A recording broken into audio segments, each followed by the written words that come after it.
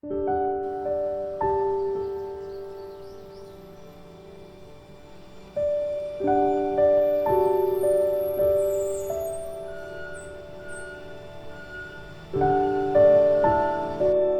to Blue Pottery, where the focus is on research and development of ceramic glazes. Collaborating with other potters is a good way to improve one's understanding of glaze behavior.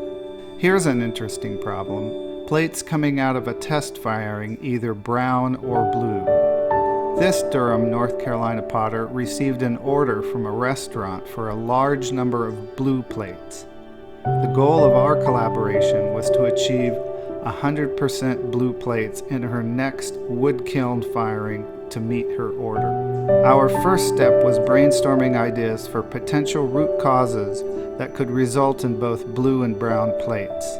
We grouped root causes by category and added them to a fishbone diagram. A prior art category was added. We walked through the entire process step by step and were able to eliminate a number of potential root causes. The next step was to design experiments to test each and every one of the potential root causes. Starting with a prior art review, a similar situation was reported in a study of ancient pottery. Hunan Jun dishes from the Jin dynasty exhibited a range of blue to brown glazes from similar conditions. Dr. Pam Vandiver and Professor David Kingery's study showed the blue color caused by light scattering of glass droplets occurred in a narrow compositional field and only when the firing reached a high enough temperature to cause a liquid-liquid phase separation. This famous study is worth looking into for those of you interested in glaze studies. However, the glaze composition in our study is not prone to phase separations, so it's not a root cause. Weighing errors were next. Since cobalt oxide is the source of the blue color in this glaze, a simple cobalt oxide ladder was done.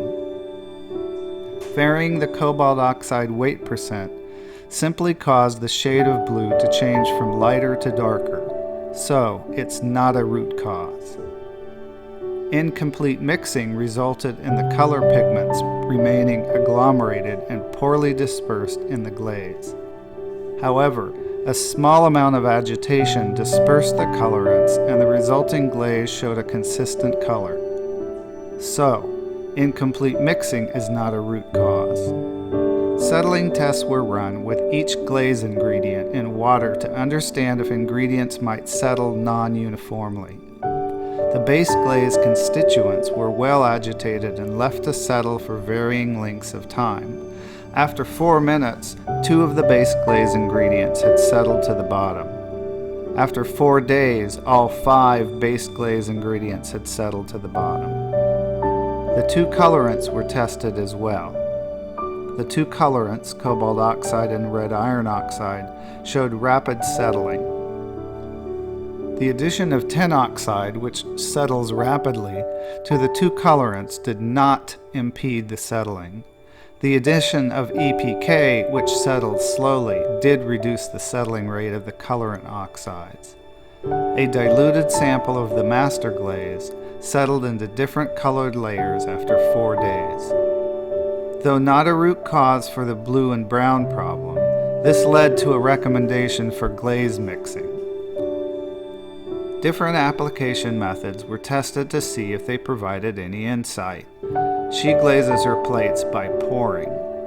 On the back of this plate, I applied glaze by painting. This is the first evidence of both blue and brown glaze colors. Glaze was painted onto cabochons. Some turned out blue and some showed both blue and brown. One of the cabochons showing both blue and brown glaze areas was cut using a diamond saw to look at the cross section.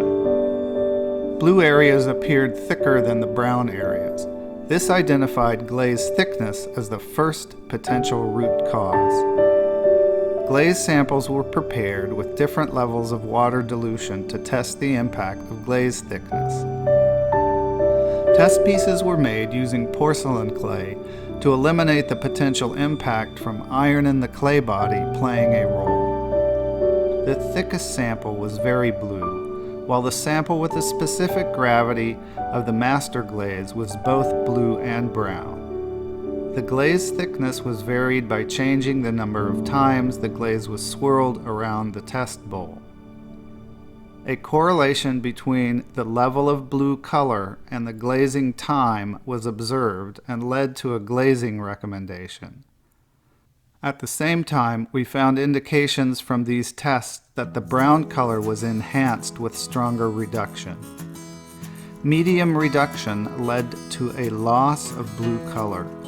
It appears to be masked by stronger iron coloration, possibly from the clay body itself. This identified the degree of reduction during the firing as the second potential root cause. These experiments led to 3 recommendations for her next wood firing with the plates for her restaurant order. Recommendation number 1. Mix the glaze thoroughly before beginning to glaze the plates. Then mix relatively frequently during the glazing process. Recommendation number 2.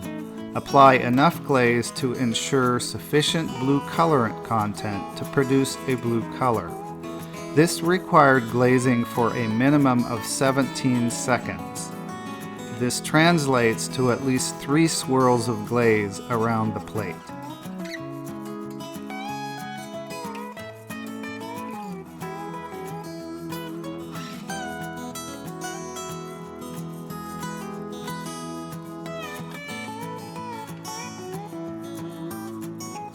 Recommendation number 3. Fire with a light to medium level of reduction. The results were worth all the effort. 100% yield of blue plates. Send private questions and comments to the email in the next slide, or post public questions and comments on YouTube. Thanks for watching.